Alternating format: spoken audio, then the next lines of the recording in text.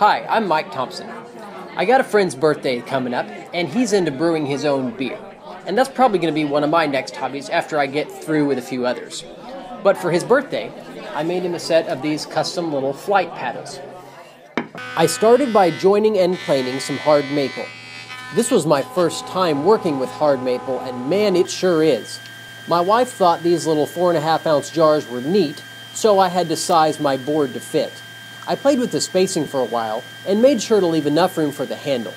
It ended up being 17 inches long. Then I cut 2 of these on the miter saw before planing them down to 7/8. I don't know why I cut and planed 2 boards because I only ended up using 1 when I split it down the middle. Then I ripped each piece 1 inch from the edge so that I could insert a 1-inch piece of walnut for some nice contrast. Had I not planned to insert this, the paddles wouldn't have been wide enough. This leftover walnut was quite bowed and thinner than the maple, so I glued it crown up between the maple and then planed the top down flat to 3/4. The bottom of the walnut has a hollow, but it doesn't matter. The edges match, and this is now 17 by 3.5.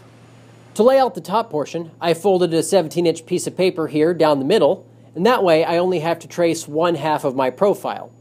And then I open it back up after I cut it, and then trace the handle profile here, and then I go and center punch all the hole locations for the pockets.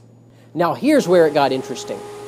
This is the indexing jig that I had to make because I didn't have a 2 3/8 Forstner bit, and a hole saw would have left a hole through the paddle, and I would have had to chisel out the hole saw's interior. Not fun. I could have made the paddles with a hole sawed upper portion glued to a solid lower portion, but I didn't think of that in time, so I milled the pockets with a CNC Easy Router. The concentric rings in the bottoms of the pockets look great. I decided to cut handles straight for structural and safety reasons. Then the spindle sander gave it a nice smooth edge. I also used a router and 1/8 inch roundover on the edges, but I forgot to video that part. Sorry. I love how they turned out, and adding just 1 coat of linseed oil really turns it up to 11. I also lasered my friend's logo into the handle. This will make a great birthday gift, and I think I'm going to enjoy them too. Now to oil the other one. I think he's really going to enjoy these, and you know what? I think I'm going to enjoy it too.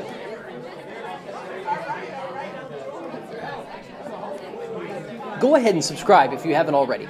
I'm Mike Thompson, and thanks for watching. I really appreciate it.